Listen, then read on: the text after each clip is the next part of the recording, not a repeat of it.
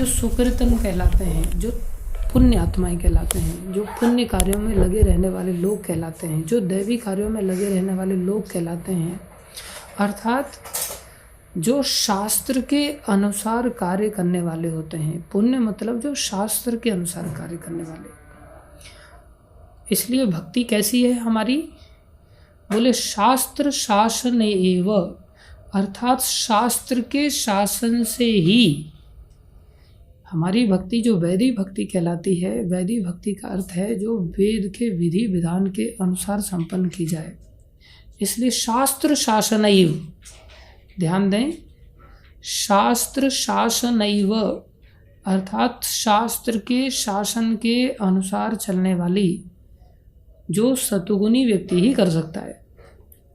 जितना रजोगुण प्रोमिनेंट होता चला जाएगा उतना ही वो शास्त्र शासन को अस्वीकार करता चला जाएगा।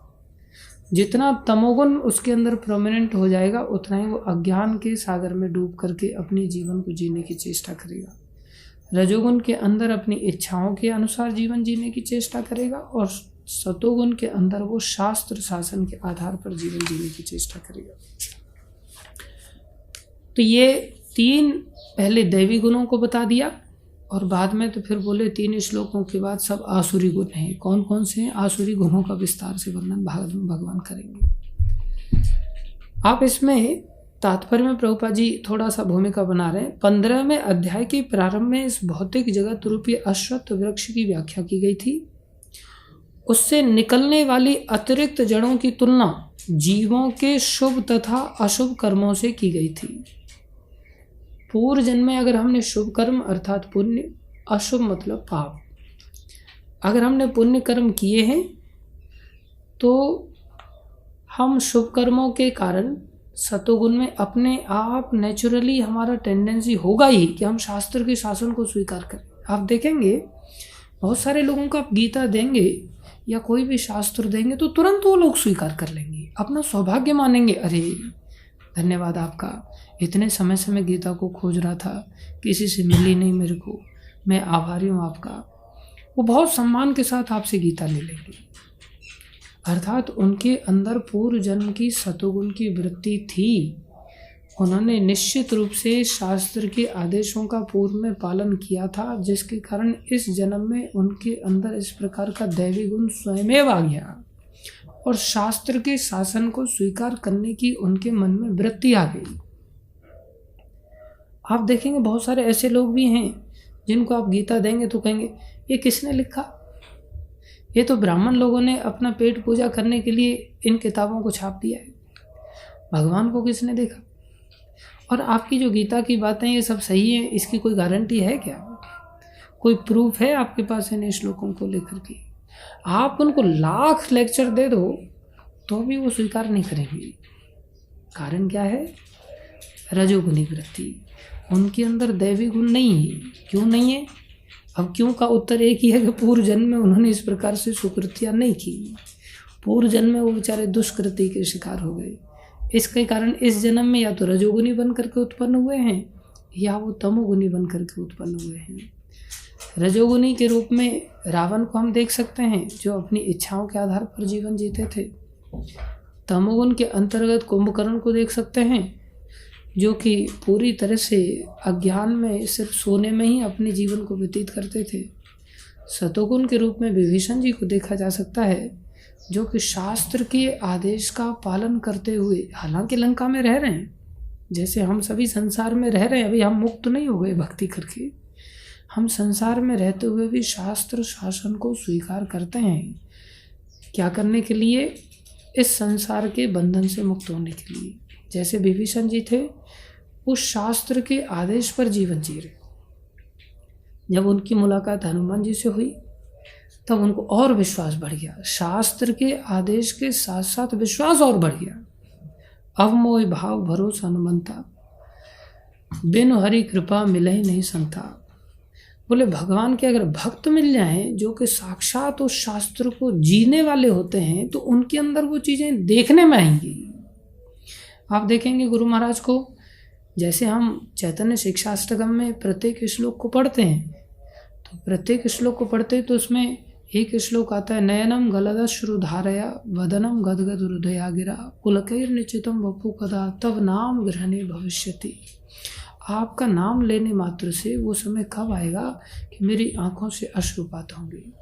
अब ये शास्त्र का वाक्य है। अब शास्त्र का वाक्य है, बोले ऐसा होता होगा क्या? कई बार हमारे मन में ऐसा जिज्ञासा उठेगा, ऐसे कैसे? नयनम गलद अश्रु धारया, अश्रुओं की धारा रहेगी क्या? हाँ बहती है, कोई हमें पिटाई कर देता है तो थोड़ी देर बहती है, लेकिन बिना पिटाई के नाम लेने से बह जाएगी, ऐसा नहीं देखने में आता है। हाँ ऐसा भी होता है जब किसी स्त्री से या किसी पुरुष से किसी का नया नया प्रेम होता है और उस स्थिति में वो नहीं मिल पाते, तो फिर उस समय में थोड़ा बहुत रोना धोना चलता है, लेकिन वो 2-4 साल के बाद खत्म हो जाता है। लेकिन वो शाश्वत रूप से बहती रहे, ऐसी स्थिति तो केवल भगवत भक्ति की शक्ति है। तो लेकिन वो हमें दिखती नहीं संसार में। लेकिन जब ऐसे वैष्णवों को हम देख लेते हैं जिनके अंदर ये बह रहा है, तब कितना विश्वास बढ़ जाएगा हमारा। तो विभीषण जी शास्त्र के आदेश पर जीवन जी रहे थे, लेकिन जैसे हनुमान जी को देखा, एकदम से उनके अंदर विश्वास की पराकाष्ठा हो गई। विश्वास एकदम से हाइक कर गया, ऊंचाई पर चला गया। ध्यान दो, ये विश्वास कभी भी कांस्टेंट टर्म नहीं होता, ये हमेशा ही वेरिएबल टर्म होता है, ऊपर नीचे होता रहता है। हम कैसे व्यक्ति की संगति करते हैं उस पर निर्भर करता है। अभी बहुत सारे वैष्णवों को आप देखेंगे जो शास्त्र की बात को बड़े विश्वास के साथ कहते हैं, निसंदेह उनमें विश्वास है तब वो कह पा रहे हैं। लेकिन जब हम इस शास्त्र की बात को किसी वैष्णव के अंदर हूबहू घटित होते देख लेते हैं, तब हमारा विश्वास कितना बढ़ जाएगा। अब जैसे नयनम गलदश्रुधारा आप गुरु महाराज के अंदर देखेंगे, आप लोग ऑनलाइन भी कथाएं सुनते होंगे या वैसे भी आप कभी महाराज के सानिध्य में आए होंगे। महाराज कितनी भावना के साथ किसी भी कथा को कहते हैं तो कथा में एकदम से रुदन आ जाता है, नाम लेते ही। अभी देखा जाए तो कोई घटना को वो ऐसा थोड़ी है कि वो हम जैसे संसार में लाइव चीज़ों को देखते हैं ऐसे देख रहे हों संसारी दृष्टि से, हालांकि आध्यात्मिक दृष्टि से वो देखते हैं, उनमें प्रवेश कर जाते हैं। लेकिन देखा जाए तो नाम ही तो लिया जा रहा है उस घटना का, उस घटना का उच्चारण ही तो किया जा रहा है कि ऐसे ऐसे कोई लीला भगवान ने की। उस लीला को सुनने मात्र से, उस लीला को पढ़ने मात्र से अपने आप अश्रुपात होने लगते हैं। तो ये क्या है? बोले शास्त्र में अपने आप विश्वास हो जाता है। क्यों विश्वास हुआ? पूर्व की भक्ति के कारण। क्यों विश्वास हुआ? वर्तमान की भक्ति के कारण। क्यों विश्वास हुआ? वैष्णवों के सानिध्य के कारण। तो ऐसे लोग संसार में दुर्लभता से पाए जाते हैं, जो विभीषण जी जैसे होते हैं, जो कि स्वयं अपने शास्त्र का शासन स्वीकार करते हुए अपने जीवन में भक्ति में लगे रहते हैं, साथ में शास्त्र शासन को स्वीकार करने के पश्चात जिन्होंने वैदिक भक्ति से अपने आप को ऊपर उठा करके रागानुगा भक्ति में व्यवस्थित कर लिया है। बोले ऐसे भक्तों का जब सानिध्य प्राप्त हो जाता है तो वो विश्वास सोने पे सुहागे की तरह और हमारा दृढ़ हो जाता है। तो सतोगुण के उदाहरण विभीषण जी, रजोगुण अर्थात आसुरी प्रवृत्ति के उदाहरण रावण, और राक्षसी प्रवृत्ति अर्थात तमोगुण के अंतर्गत जीने वाले उनका उदाहरण कुंभकर्ण, जो कि शास्त्र आदि में कभी मानते ही नहीं। जैसे रावण का कोई लेना देना नहीं था, ज्ञानी तो बहुत थे लेकिन जीवन में नहीं जी पाते थे। जीवन में जो व्यक्ति जी लेता है, बोले वो व्यक्ति यहाँ पर वर्णन कर रहे हैं। अब वैदिक अनुष्ठानों के अनुसार सतोगुण में किए गए सारे कार्य, देखो वैदिक अनुष्ठानों के अनुसार प्रभुपाद जी लिख रहे हैं, सतोगुणी व्यक्ति उसी को कहेंगे जो शास्त्र के बिना एक कदम भी नहीं चलना चाहे। फिर क्या होता है? जब ऐसे चलेंगे तो सारे कार्य मुक्ति पथ में प्रगति करने के लिए शुभ माने जाते हैं। अपने आप वो मुक्ति पथ पे आगे बढ़ जाएगा, नहीं तो नहीं बढ़ पाएगा। तो शास्त्र के अंतर्गत कौन कौन से लोग आते हैं? बोले शास्त्र के अंतर्गत मानने वाले संसारी दृष्टि से भी 4 वर्ण और 4 आश्रम के लोग आते हैं। तो जब 4 वर्ण और 4 आश्रम के लोग आते हैं तो उनमें कितनी क्वालिटीज पाई जाएंगी? बोले 4 वर्ण और 4 आश्रमों के अंतर्गत आने वाले प्रत्येक व्यक्ति के अंदर दैवी गुण पाए जाएंगे। और जो 4 वर्ण और 4 आश्रमों से बाहर का व्यक्ति है, अर्थात जो शास्त्र को नहीं मानता, उसे असुर कहेंगे, उसे राक्षस कहेंगे, या उसे अंत्यज कहेंगे। जैसे मुस्लिम्स होते हैं, वो शास्त्र को स्वीकार नहीं करते, उन्हें अंत्यज कहा जाता है, मलेच्छ कहा जाता है। अब हम देख सकते हैं कि हम अपने आप को कौन से वर्ण और कौन से आश्रम में लेकर के आते हैं। उन 26 गुणों का शॉर्ट में कौन से आश्रम के अंदर, कौन से वर्ण के अंदर कौन से गुण की विशेषता विशेष रूप से पाई जाती है, उसका वर्णन भगवान इन 3 श्लोकों में कर रहे हैं। तो पहला जो श्लोक है, अभयम सत्व संशुद्धि ज्ञान योग विवस्थिति। पहले श्लोक में 3 गुण सन्यासी के लिए बताए गए हैं। जब कोई व्यक्ति अपने जीवन को शास्त्र का अनुशीलन करते करते शुद्धि के मार्ग पर सिंपल जनरल मेथड अपनाता हुआ भी आगे बढ़ जाता है और सन्यास तक चला जाता है, तो सन्यासी व्यक्ति के अंदर ये 3 गुण आ जाते हैं। कौन से हैं? सबसे पहला है अभयम, उसको किसी का भय नहीं होगा। अब हम अपनी ओर झांक करके देखें तो हम कितने भयभीत हैं। हर व्यक्ति सोचता है कल क्या होगा, मैं घर छोड़ दूंगा तो क्या होगा, घर में रहते हुए भी घर का भरण पोषण कैसे होगा, कैसे जीवन निर्वाह होगा, कैसे क्या होगा, वो बहुत कुछ सोचता रहता है। कोई व्यक्ति ऐसा देखा है जो बेचारा चिंताओं से परे हो, कोई टेंशन नहीं है, सब कुछ धन संपत्ति सब कुछ है, उसके पश्चात भी क्या वो टेंशन फ्री दिखता है? ऐसा लगता है कि व्यक्ति सब घर वाले बेचारे के मर गए हैं उसके, इतना मुंह लटका करके बैठा रहता है। लेकिन जो सच्चे सन्यासी होते हैं उनकी स्थिति कैसी है? बोले अभयम, उनको किसी प्रकार का भय नहीं सताता। ब्रह्म भूत प्रसन्नात्मा न शोचती न कांक्षती। तो सन्यासी का पहला लक्षण अभयम। कैसे आया? बोले उसको पता है कि सब कुछ करने वाले भगवान है। उसको, जैसे हम सोचते हैं भाई कपड़ा कहाँ से आएगा, दवाई कहाँ से आएगी, खाने के लिए कहाँ से आएगा, इधर उधर जाने के लिए टिकट कहाँ से आएगी, ऐसा सन्यासी नहीं सोच सकता। क्यों नहीं सोच सकता? उसके पास पहले से ही बैंक बैलेंस करोड़ों रुपए रहता है इसलिए? बोले नहीं, वो आजकल के कलियुगी सन्यासी हो सकते हैं, लेकिन जो गीता के अनुसार सन्यासी हैं उनको इस प्रकार का भय इसलिए नहीं सताता क्योंकि वो जानते हैं अजगर करे न चाकरी, पंछी करे न काम, संत मलु का कह गए सबके दाता राम। तो जानता है कि भगवान ने गर्भ के अंदर रक्षा किया, जो कि कितनी क्रिटिकल कंडीशन थी। जब अंदर रक्षा कर दिया तो बाहर आने पर क्या रक्षा नहीं करेंगे? फिर बाहर आकर के मुझे नौकरी चाकरी के लिए इतना बड़ा गधा मजूरी करने की जरूरत क्या है? लेकिन हम सन्यासी नहीं, और हमें कोई व्यक्ति ऐसा कहते कि भाई पढ़ाई लिखाई नौकरी चाकरी सब छोड़ दो, तो हम तो भय के मारे मर जाएंगे, छोड़ नहीं पाएंगे। सन्यासी व्यक्ति ने अपने आप को शुद्ध किया है शास्त्रों पर चलते चलते, तो उसके मन में शुद्ध हो जाने पर इस प्रकार की वृत्ति आ गई।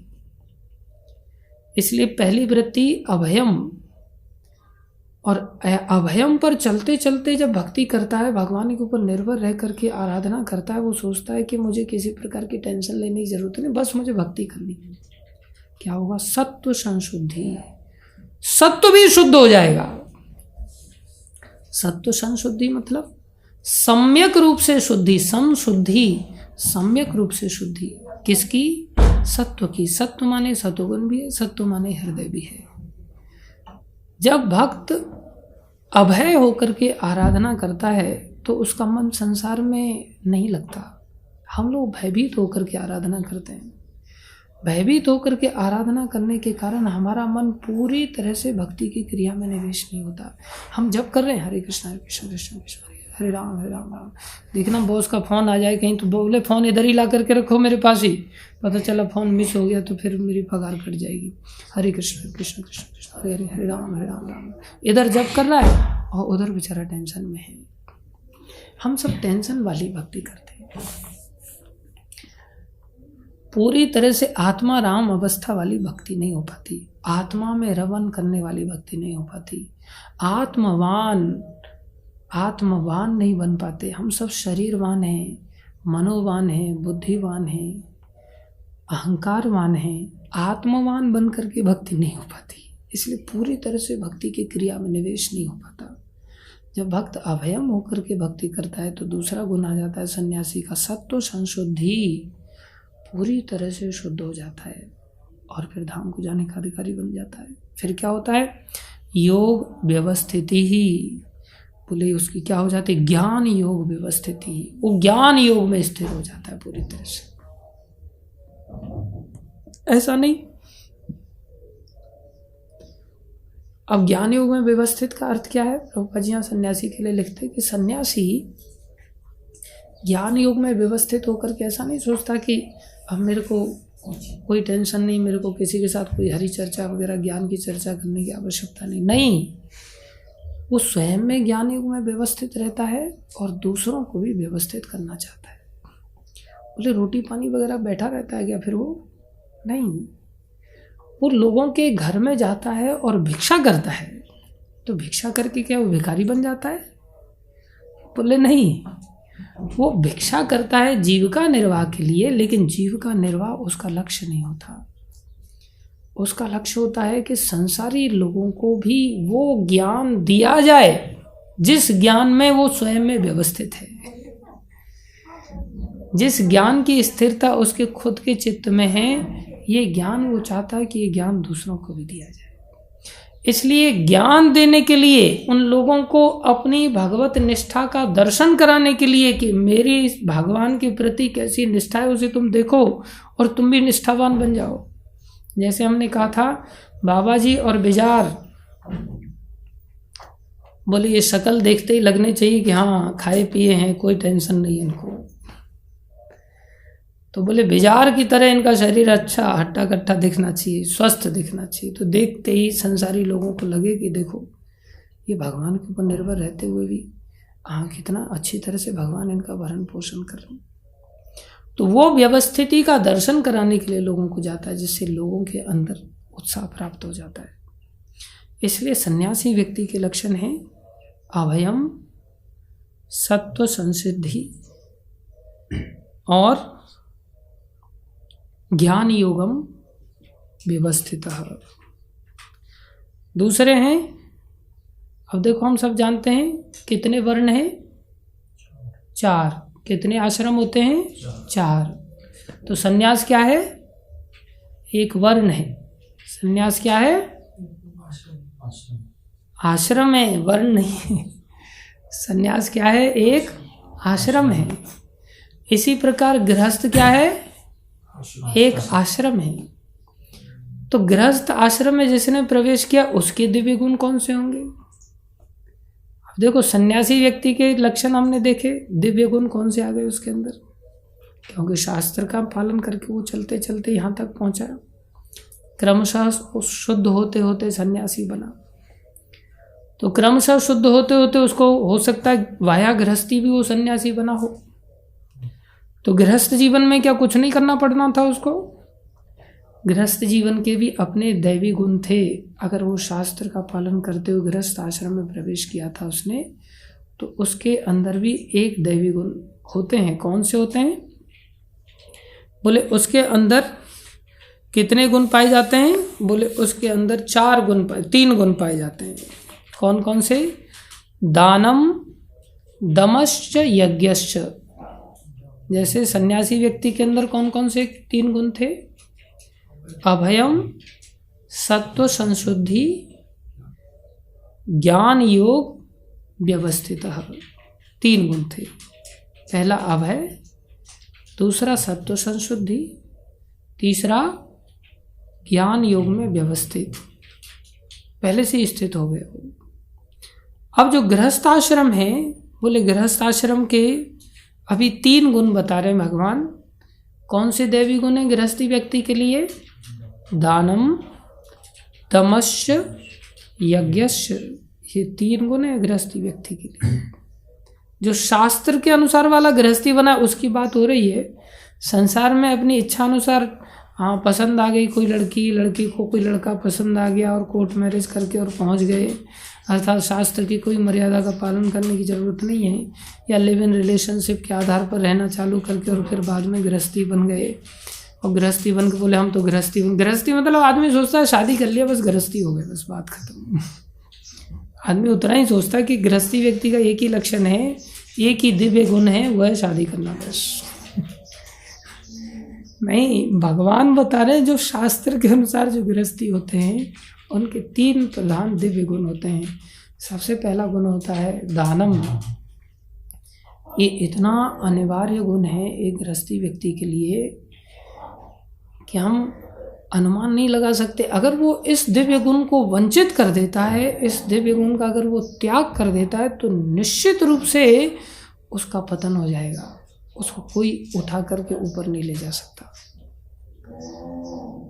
भगवान ने तो आगे चल के घोषणा किया कि दान तो हर व्यक्ति को रोज ही करना चाहिए। यज्ञ व्यक्ति को रोज ही करना चाहिए, तपस्या व्यक्ति को रोज ही करना चाहिए।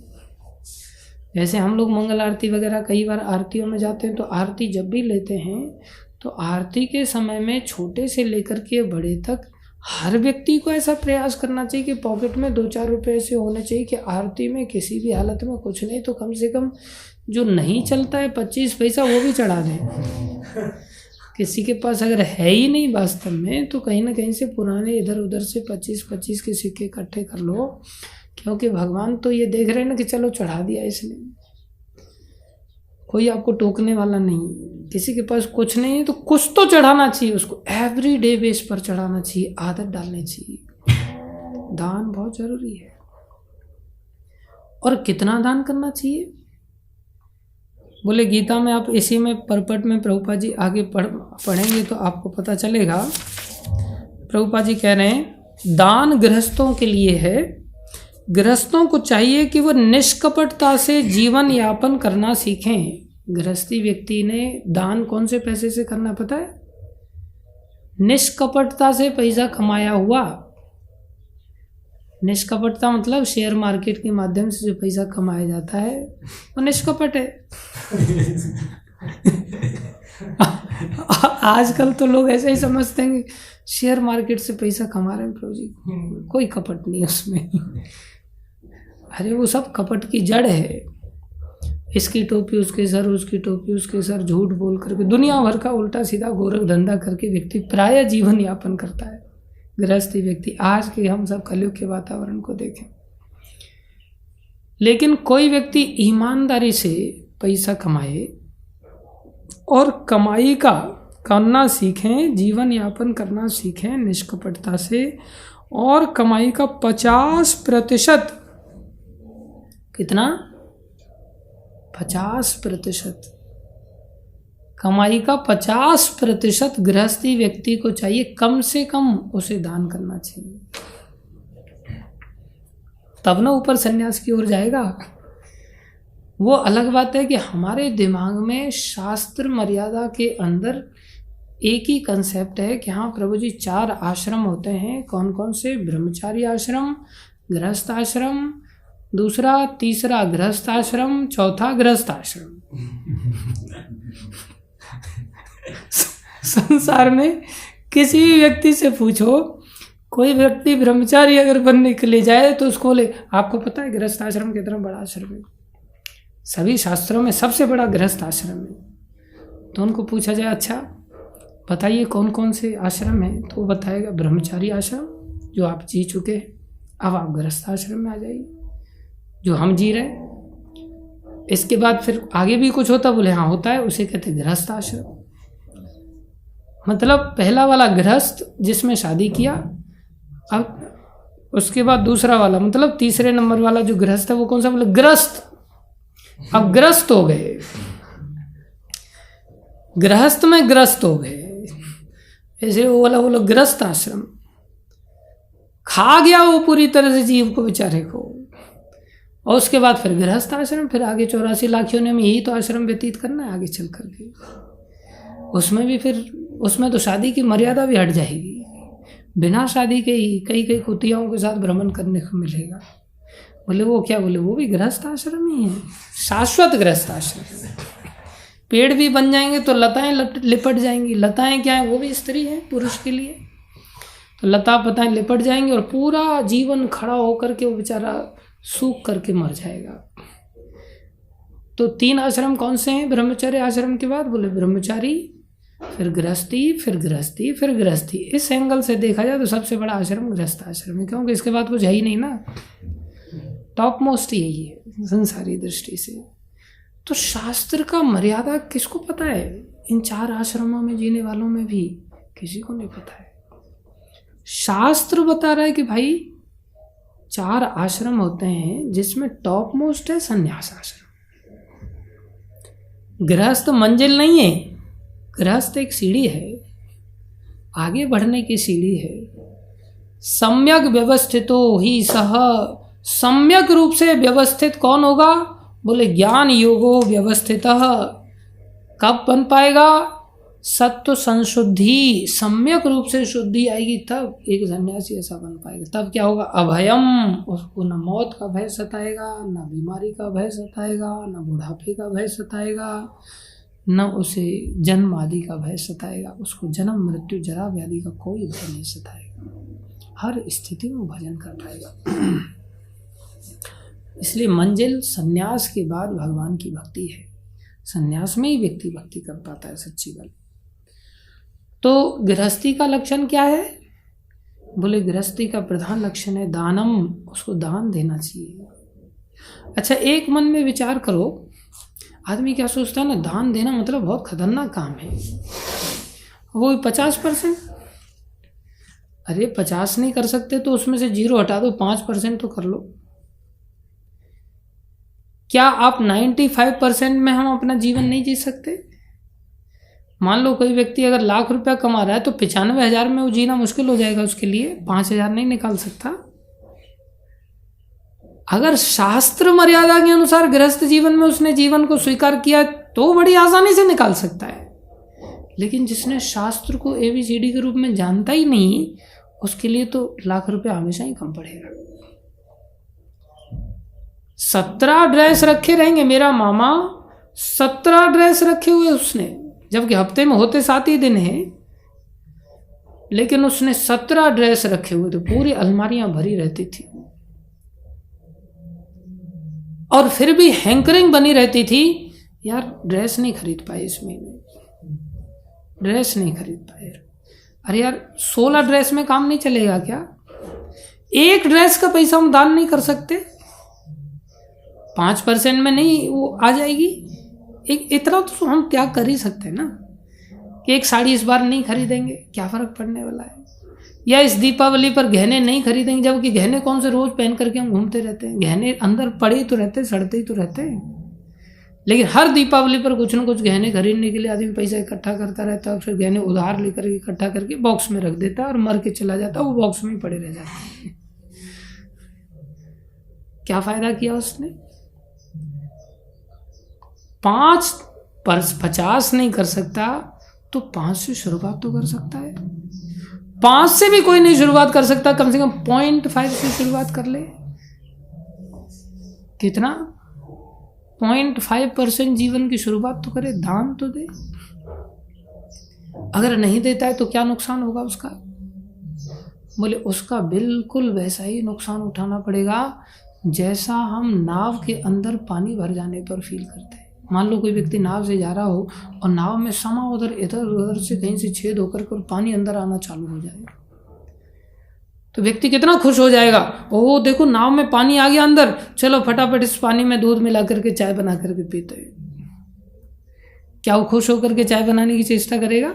एंजॉय करने की चेष्टा करेगा उस पानी को? सोचेगा पानी आ गया, चलो अंदर ही अंदर बाथरूम बना करके नहाएंगे, धोएंगे, इसमें डाई मारेंगे, इसमें अंदर ही अंदर तैरेंगे, बोले पानी और थोड़ा बढ़ जाने दो, अंदर तैरेंगे, एंजॉय करेंगे। एंजॉय करने वाला है क्या उसमें?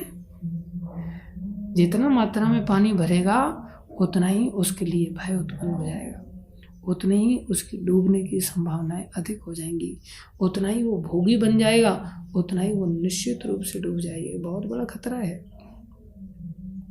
इसलिए बुद्धिमान व्यक्ति नाव में चलते समय पानी के आ जाने पर क्या करता है, तुरंत पानी को उठाता है और बाहर फेंकता है। तुरंत पानी को पकड़ेगा और निकाल के बाहर फेंकने की चेष्टा करेगा। सिमिलरली व्यक्ति को दान देने की वृत्ति गृहस्थ जीवन के अंतर्गत बहुत आवश्यक है। जैसे ही कुछ आ जाए दे दो उसको। किसको दे दो? किसी को भी नहीं, उसको वैष्णवों को देना चाहिए। देश काल पात्र 3 चीजें देख करके वैष्णवों को अगर देता है तो उसको अनंत गुना फायदा प्राप्त होता है, अनंत गुना फायदा प्राप्त होता है। इसलिए सन्यासी व्यक्ति को देना चाहिए, साधु लोगों को देना चाहिए, धाम में इन्वेस्ट करना चाहिए, भगवान के मंदिर आदि में इन्वेस्ट करना चाहिए। गुरु साधु शास्त्र इन 3 लोगों के लिए चेष्टा करनी चाहिए, क्योंकि ये लोग हमारे धन को भयभीत होकर के भोगों में नहीं लगाएंगे। ये लोग पहले से अभय को प्राप्त हैं, ये भगवान की सेवा में लगा देंगे। भगवान की सेवा में लगने से हमें अनंत गुना होकर के रिटर्न मिलेगा आगे चलकर। इसलिए दान का गुण बहुत आवश्यक है। गृहस्थी आश्रम के व्यक्ति के लिए दमश्य अर्थात इंद्रियों का दमन बहुत जरूरी है। अब देखो, गृहस्थी व्यक्ति सोचता है हाँ लाइसेंस मिल गया एंजॉय करने के लिए, अब हमें कोई दमन करने की जरूरत नहीं है, खुली छूट इंद्रियों के लिए, बोले टेंशन नहीं। ये कितना खतरनाक है। भगवान कह रहे हैं दमश्य गृहस्थी व्यक्ति का लक्ष्य है, दमन होना चाहिए। दम है, कहाँ से सीखा था ये दमन करना? बोले ब्रह्मचारी जीवन में सीखा था। किसी ने अगर ब्रह्मचारी जीवन में प्रैक्टिस किया था गुरुकुल के अंतर्गत, गुरुजी के सानिध्य में, शास्त्र के सानिध्य में, साधु के सानिध्य में, तो वो कर पाएगा, नहीं तो संसार में आसान नहीं उसके लिए करना। इसलिए दमश्य। तीसरा है यज्ञश्य। जैसे गुरु महाराज कहते हैं केवल संतान के लिए ही उसको संबंध स्थापित करना चाहिए, नहीं तो नहीं। ये कितना कठिन है संसार में आज गृहस्थी जीवन को जो लोग समझ रहे हैं कि ये गृहस्थी जीवन है, ये गृहस्थ जीवन नहीं, यह ग्रह मेधी का जीवन है कि दिमाग में केवल घर घुसा हुआ और कुछ है ही नहीं, शास्त्र है ही नहीं। शास्त्र गृहस्थी व्यक्ति के लिए लक्षण बता रहा है। पहला दानम, दूसरा दमश्य, इंद्रियों का दमन, संयम होना चाहिए। ये नहीं कि जो मन करे वो खाना है, जो मन करे वो पहनना है, जो मन करे उधर घूमना है। क्यों? हम तो गृहस्थी हैं साहब, हमें कोई रोक नहीं सकता। हम रोक टोक करने वाला जीवन थोड़ी है। एक व्यक्ति बेचारा दीक्षा लेना चाहते हैं, उनकी पत्नी कहती अरे बुढ़ापे में दीक्षा लेना, अभी से तो रोक टोक आ जाएगी जीवन में। देखो दूसरा व्यक्ति, उसने भी नियम कानूनों के चलते दीक्षा नहीं ली, पता है आपको? क्योंकि नियम कानून आ जाएंगे दीक्षा लेने पर तो कंपलसरी हो जाएगा। इसलिए बुढ़ापे में दीक्षा लेनी थी या फिर ब्रह्मचारी जीवन में चले जाना था। गृहस्थ जीवन में आकर के आप दीक्षा क्यों ले रहे हो? फिर तो नियम कानून पालन करने पड़ेंगे। बोले नहीं, गृहस्थ जीवन में गए इमीडिएटली, बोले तो ये तो ब्रह्मचारी जीवन के लिए भी इतने नियम नहीं है जो धमश का यहाँ पर भगवान ने एक गृहस्थी व्यक्ति के लिए दिव्य गुण के रूप में यहाँ प्रस्तुत किया कि गृहस्थ जीवन के अंदर दमश अर्थात नियम हर हालत में होने चाहिए। और शॉर्ट में बता रहे हैं भगवान इन नियमों को, इन गुणों को। खाली ये मत समझ लेना कि नियम होने चाहिए मतलब अपने मन माने नियम। मैंने ये नियम बनाया आपसे कि मैं किसी भी हालत में 7 बजे ही उठूँगा, नियम बनाया, मेरा नियम है। किसका नियम? बोले मेरा नियम है। नहीं, वो दमश से नहीं कहलाएगा। बोले मैं नियम का पक्का हूँ, 4 बजे कभी नहीं उठ सकता, 7 बजे उठूँगा, उसे नियम नहीं कहेंगे। शास्त्र कौन से नियम हमें दे रहा है, उन नियमों का पालन करना, बोले वो दमश्य कहलाता है। यज्ञश्य, तीसरा यज्ञ। यज्ञ में अग्निहोत्र वगैरह तरह तरह के यज्ञ आते हैं, लेकिन हम कलयुग के जीवन के लिए सर्वश्रेष्ठ यज्ञ संकीर्तन यज्ञ है। हम सब अपने आप को जितना समय अधिक से अधिक लगा सके, बोले संकीर्तन यज्ञ। हर गृहस्थी का कर्तव्य है कि परिवार के अंदर किसी भी हालत में 2-4 minute, 10 minute, 15 minute every day base पर, मॉर्निंग, इवनिंग, आफ्टरनून, कम से कम उसको कीर्तन करना ही चाहिए। भक्तमनु ठाकुर इतने बच्चों का पालन करते हुए नित्य रूप से यज्ञ करते रहते थे, नित्य रूप से यज्ञ करते रहते थे। दुकान से आते थे प्रभुपाद जी के पिताजी, एवरी डे घंटियां बजती थी। प्रभुपाद जी लिखते हैं बहुत सारी चीज़ें तो बोले मैंने मेरे पिताजी से ही सीखी। आज गृहस्थी जीवन में कोई व्यक्ति मंदिर में भी जाकर के सीखने चला जाता है ना बच्चा, तो दिमाग खराब हो गया, तो क्या कर रहा है, ये सब करने के लिए थोड़ी है शरीर मिला है। बैठ चुपचाप, मंदिर बंदिर नहीं जाना। तो घर पे क्या सिखा लो, टीवी देखेंगे बैठ करके सब लोग मिल करके, टीवी यज्ञ हो रहा है, फालतू के गप्पे यज्ञ हो रहा है, ताश खेल रहे हैं, लूडो खेल रहे हैं, कैरम खेल रहे हैं, गृहस्थी लोग मिल करके चौसर खेल रहे हैं, फालतू की बस संसार में समय का नाश करते हैं। कोई यज्ञ नहीं कर पाता। क्या उसे गृहस्थ आश्रम कहेंगे? इसलिए कोई व्यक्ति कहे ना कि आप गृहस्थी क्यों नहीं बन रहे, उनको दिखाओ ये 3 गुण आपके अंदर हैं क्या, आप ये 3 दिव्य गुणों को धारण कर रहे हैं क्या। सन्यासी को भी देखना है तो इन 3 चीजों से देखो, गृहस्थी को देखना है तो इन 3 चीजों से देखो। उसके पश्चात ब्रह्मचारी का लक्षण बोला, ब्रह्मचारी का एक ही लक्षण है, बोले स्वाध्याय। ब्रह्मचर्य आश्रम का एकमात्र लक्षण है, जो ब्रह्मचारी या ब्रह्मचारिणी रहना चाहते हैं उनका एक ही लक्षण है, स्वाध्याय। देख लो अब कितने लोग क्लीन बोल्ड नजर आएंगे आपको इस लक्षण को सुनते ब्रह्मचारी लोग क्यों, कितना स्वाध्याय करते हैं। निश्चित रूप से स्वाध्याय में लगे रहते हैं, यूट्यूब के अंदर अलग अलग प्रकार की फालतू की चीज़ों का स्वाध्याय करते रहते हैं। स्वाध्याय कम, स्वादाय ज़्यादा होता है। तरह तरह के स्वाद लेते रहते, आज इस घर में जाकर के ये प्रसाद मिलने वाला, आज उस घर में जाकर के वो प्रसाद मिलने वाला है। भगवान कह रहे हैं स्वाध्याय करो। और ये हमारे और किसी और कोई ऐसा नहीं सोच रहा कि मैं किसी को टोंट मारने की चेष्टा कर रहा हूँ। ये हम सबके पिता हैं भगवान, जो चारों आश्रमों के पिता हैं, चारों वर्णों के पिता हैं। पिताजी कह रहे हैं कि तुम आज्ञाकारी बन जाओ भाई। अब कितने आज्ञाकारी होकर के हम कौन सी आज्ञा का पालन कर रहे हैं हम देख सकते हैं। क्या कह रहे हैं भगवान? स्वाध्याय। और हमारे पास स्वाध्याय के लिए टाइम नहीं। गृहस्थी व्यक्ति के पास यज्ञ करने के लिए, नियमों का पालन करने के लिए और दान करने के लिए बिल्कुल टाइम नहीं। और कहेगा अपने आप को गृहस्थी। और ब्रह्मचारी के लिए एक ही विशेष गुण है, बोले स्वाध्याय। और जो वानप्रस्थी हैं, जिनका 50 साल पूरा हो गया गृहस्थ जीवन में जीते जीते, बोले उनके लिए क्या है? बोले उनके लिए रजाई तान करके पूरी तरह से बिस्तर लगा के एसी लगा करके सोना। बोले ना, तपः एकमात्र लक्षण है उनके लिए तपस्या। अगर वो 100 साल जीता है तो 50 साल के बाद उसको तपस्या के लिए निकल जाना चाहिए घर छोड़ करके। और 100 साल नहीं जीता, 80 साल जीता है तो 80 का आधा 40 साल में निकल जाना चाहिए उसको। 40 साल की अवस्था में क्या करने चले जाना चाहिए? तपस्या। और हमारी तपस्या उसी समय, बोले बहुत कर ली तपस्या। जैसे ही 40 तक पहुंच जाते बोले हो गई तपस्या। अब मंगल आरती करेंगे, बोले मंगल आरती नए बच्चों का काम है, हमारा थोड़ी बूढ़े हो गए। बोले अब तो कमर दर्द करती है साहब, सुबह जल्दी उठ जाते हैं तो सांस उखड़ आती है, क्या करें, तपस्या हो गई। बोले कैसी स्थिति है हम सबकी। भगवान के अनुसार वानप्रस्थ को तपस्या करने की जरूरत। बोले तपस्या से तुम्हारे जीवन में, जो गृहस्थ जीवन में तुमने जो भोग भोगे ना, जो यादें जाने का नाम नहीं ले रही है ना, जो संस्कार अंदर रजोगुण के अंदर घुस करके बैठ गए, तमोगुण के अंदर घुस करके बैठ गए, उन संस्कारों को अगर आपको जलाना है तो आग लगानी पड़ेगी। कैसी आग लगानी पड़ेगी? बोले तपस्या करनी पड़ेगी। हमारे सेंटर में कुछ बेचारे आफ्टर 50 वाले भक्त लोग आते हैं मंगल आरती वगैरह में, तो मैं उनको थोड़ा पकड़ पकड़ के नचाता हूँ। तो भक्तों लोग कहते हैं प्रभु इनको तो छोड़ दिया करो, कम से कम ये बेचारे सीनियर सिटीजन की कैटेगरी में आते हैं। अरे सीनियर सिटीजन की कैटेगरी में आते हैं, ब्रह्मचारी बन के सीनियर सिटीजन बनते तो इनको मैं क्यों नचाता? मेरे को कोई उनसे दुश्मनी थोड़ी है, बिल्कुल नहीं नचाता। लेकिन संसार में घर गृहस्थी में जीवन यापन किया है, भोगों को भोगा है, वो सब यादें आएंगी, नाती पोते याद आएंगे, पत्नी याद आएगी, ससुराल याद आएगी, वो सबको कैसे भुलाएंगे आप? आग लगा दो भयानक वाली। इतना नचाओ कि पैर ही याद आए बस, कि भाई पैरों में दर्द हो रहा है और कुछ याद ही ना है। तब जाकर के संस्कार नष्ट होते हैं। इतना सहज नहीं है। आदमी बूढ़ा शरीर से हो गया है, क्या मन से बूढ़ा हो गया? मन में तो विषय विकार उसके भरे पड़े हैं। विषयों की लालसा जाती नहीं जब तक तपस्या करके उन संस्कारों को मिटा करके दिव्य संस्कार अपने जीवन में नहीं डालेगा। इसलिए वानप्रस्थी व्यक्ति के लिए एकमात्र आवश्यकता है, वो है तपस्या। जितना हो जाए उतना उसको तपस्या में लगना चाहिए। क्यों? भोगों को तो भोग के देख ही लिया उसने, देख लिया इन संसार में भोगों में तो कुछ था नहीं, चबाए हुए को चबाने जैसा था।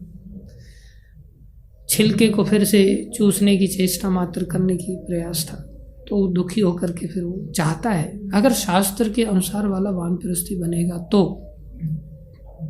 वो सोचेगा कि घर वालों ने निकाल दिया, चलो मंदिर में जाकर के अब वानप्रस्थी हूँ साहब में, तो प्रसाद दे दो मेरे को। ऐसे व्यक्ति को भक्त लोग भी नहीं पूछते तो फिर इधर उधर बुराई करेगा। भक्त लोग कैसे, यहाँ पर ये लोग मेरे को पूछते ही नहीं, देखो मैं घर छोड़ के नहीं आया, घर से निकाल दिया गया आपको, और अब आप यहाँ पर क्लेम करोगे ये लोग मेरे को पूछते नहीं। तुम्हें घर पे कौन पूछता था? संसार में कोई कहीं नहीं पूछता है। इसलिए सच्चा वानप्रस्थी उसको कहेंगे जो तपस्या का जीवन में स्वीकार करता है। इस प्रकार से 3 गुण सन्यासी के लिए, 3 गुण गृहस्थी के लिए, 1 गुण ब्रह्मचारी के लिए, 1 गुण वानप्रस्थी के लिए। ये हो गए आश्रमों के गुण। इसके बाद 4 वर्णों के गुण हैं, जिसमें ब्राह्मण के लिए 12 गुणों का वर्णन किया गया है, आर्जवम से लेकर के अचापलम तक। दूसरा श्लोक पूरा ब्राह्मणों के गुण के लिए है। हम सब ब्राह्मण दीक्षा लेना चाहते हैं ना, बहुत सारे लोग, कब ब्राह्मण दीक्षा मिलेगी? अब देखते चले, हम थर्मामीटर में डालते चले कि हम कौन से आश्रम के कैंडिडेट हैं और कौन से वर्ण के कैंडिडेट हैं। सब चीज़ें भगवान ने एकदम ओपन ऑपरेशन किया हुआ है। देख लो सबके अंदर के किसका डाइजेशन सिस्टम कैसा बढ़िया है, कितनी बातों को हम पचा पाएंगे इनमें, और उसके अनुसार फिर हम वैसे चाहें तो वैसे बन सकते हैं। Thank you very much. समय थोड़ा ज़्यादा हो गया है, क्षमा चाहते हैं। और थोड़ा नेट